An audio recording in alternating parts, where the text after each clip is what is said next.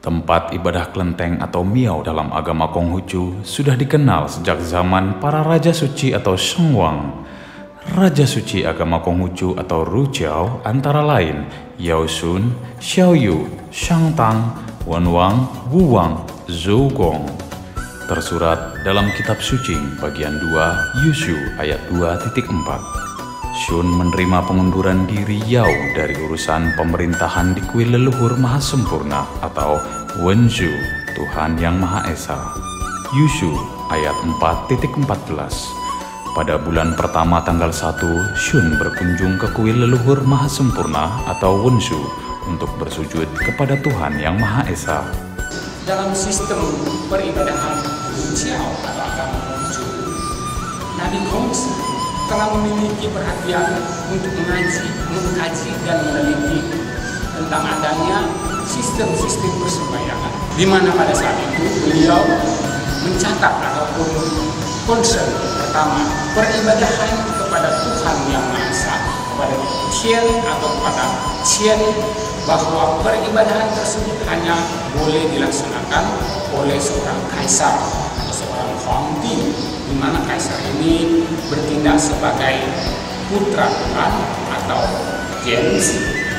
Sementara persembayangan kepada malaikat bumi atau Tusan atau istilah lainnya di kitab Lici adalah She, itu dilaksanakan oleh Raja Buddha, dan persembayangan ini kemudian berkembang sebagai persembayangan yang lebih umum kepada para suci atau para shen. Yang ketiga adalah persembayangan kepada leluhur, pada para cucu, di mana persembayangan ini dilaksanakan oleh rakyat atau orang kebajakan atau suku. Pada zaman Nabi Kongzi hidup, kelenteng itu memang sudah eksis, sudah ada di Tiongkok, bahkan sejak sebelum beliau kelenteng itu sudah eksis. Dan sebagai tempat penghormatan kepada para raja pendahulu yang sudah mangkat, kelenteng pada waktu itu juga menjadi tempat untuk menyimpan benda-benda milik raja yang sudah meninggal. Maka Nabi Kongzi sering mengunjungi kelenteng-kelenteng tersebut, di mana beliau menjadikan kelenteng ini sebagai tempat untuk belajar atau untuk membuka wawasan. Beliau juga mempunyai kesan yang sangat mendalam tentang adanya atau keberadaan kelenteng daripada para raja ini.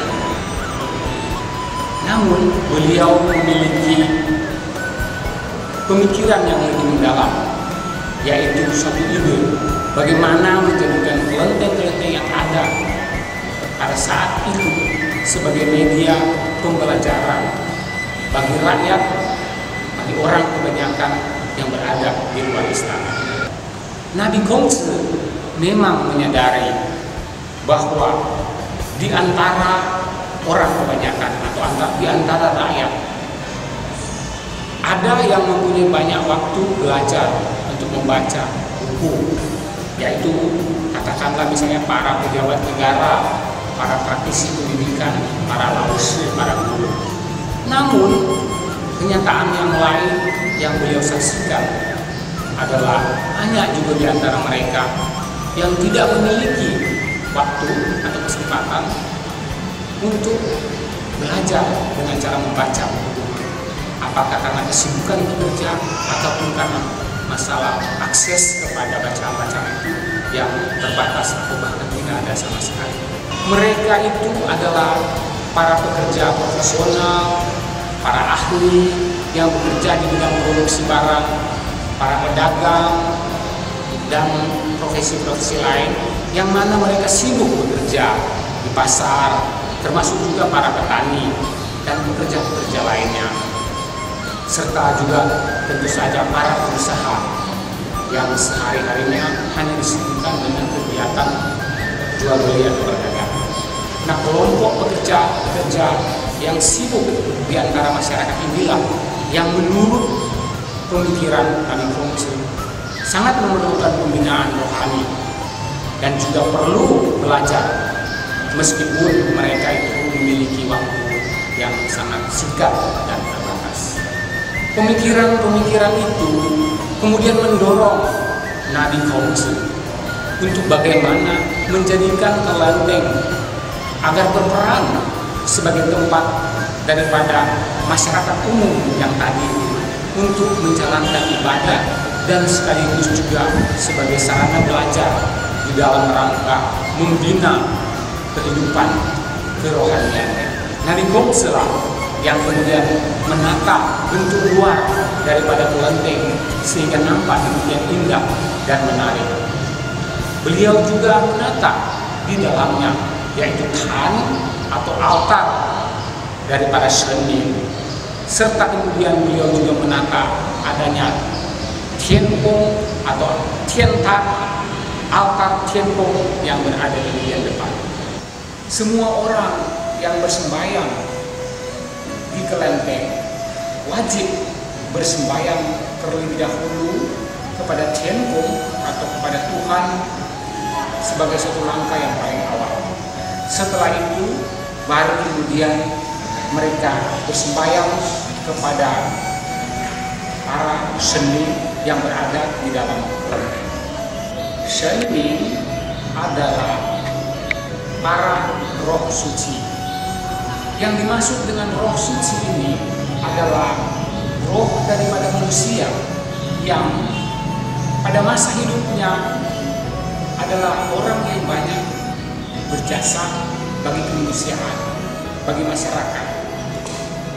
Mereka yang memiliki pribadi yang unggul, yang baik, yang rela berkorban untuk sesamanya, untuk keadilan dan untuk kebenaran. Pada masa itu, Dewi Kuan Yin atau Kuan Yin Yang telah masuk sebagai Shenming di dalam kelenteng. Kuan Yin Yang sebenarnya adalah seorang putri raja yang berasal dari satu masa dinasti Zhou.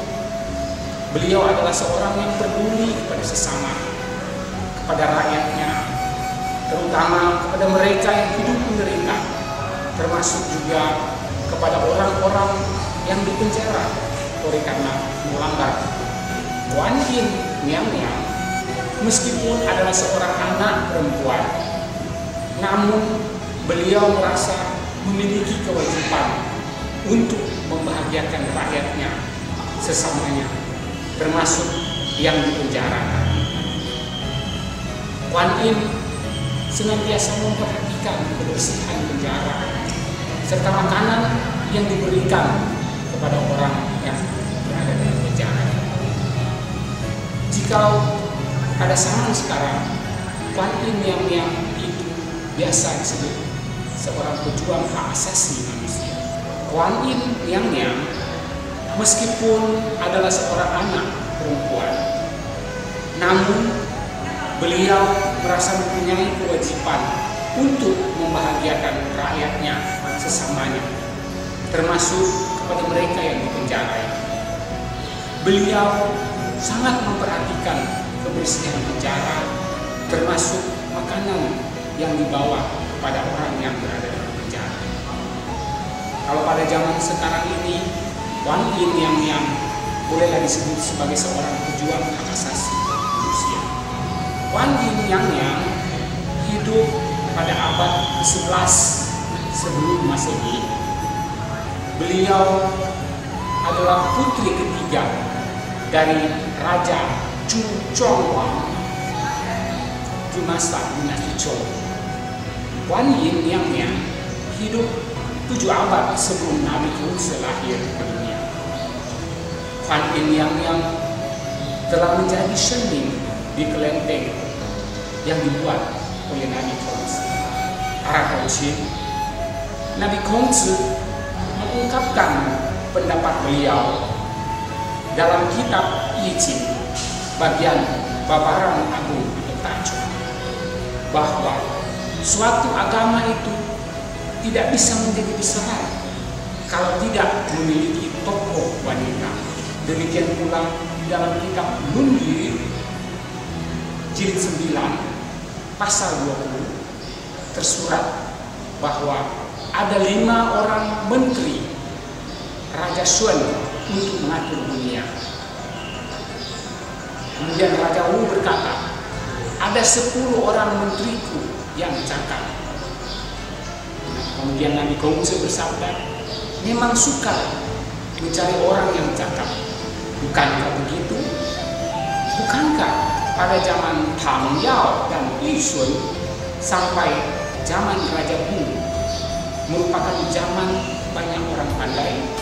Di antara 10 orang menteri yang dikatakan oleh Raja Wu itu ada seorang wanita, sehingga hanya ada 9 orang laki-laki yang cakap, sementara 1 orang wanita yang cakap. Nabi Konghucu juga mengangkat para malaikat menjadi seni, antara lain Xian Tian Shangdi atau dalam bahasa Tian Tian Tian Xiangde, kemudian Fu De Zheng Shen atau Pek Zheng Shen, kemudian Chao Chun atau Chou Hun. Kemudian pada zaman yang selanjutnya, rakyat kemudian mengangkat seni yang lain, seperti misalnya Guan Li atau Fan Gong, Tian Shang Sheng Wu atau Tian Xiang Sheng Wu, dan kemudian ada juga Yue Fei atau Kap Hui, dan lain-lain sebagainya. Masyarakat yang bersembahyang di kelenteng dapat belajar dari para seni yang dihormatinya itu melalui riwayat hidupnya dan dari perilaku para seni itu semasa hidup mereka. Malaikat bumi terkhususnya diangkat menjadi seni di kelenteng supaya masyarakat menjaga kelestarian lingkungan alam. Perlu diketahui pula bahwa pada zaman dahulu malaikat bumi atau Fu De Zheng Shen itu telah dihormati oleh orang dengan cara melakukan sembahyang di tempat terbuka seperti di gunung dan di ladang.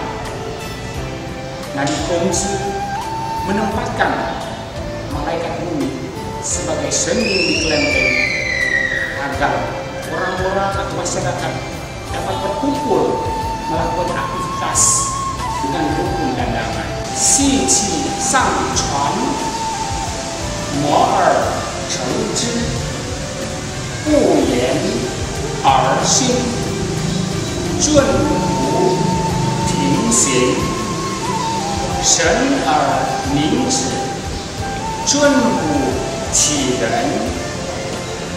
Ini adalah sebaris kalimat tulisan asli daripada Nabi Konghucu di dalam kitab I Ching bagian Si Sang Chuan atau Babaran Agung bagian pertama, yang artinya diam dalam keberhasilan, tidak berbicara tetapi dipercaya. Keberadaannya membuat orang berperilaku baik. Itulah para seni. Keberadaannya sebagai kreasi luar biasa bagi manusia. Inilah harapan Nabi Konghucu memperluas fungsi kelenteng sebagai tempat ibadah dan sebagai tempat manusia membina dirinya.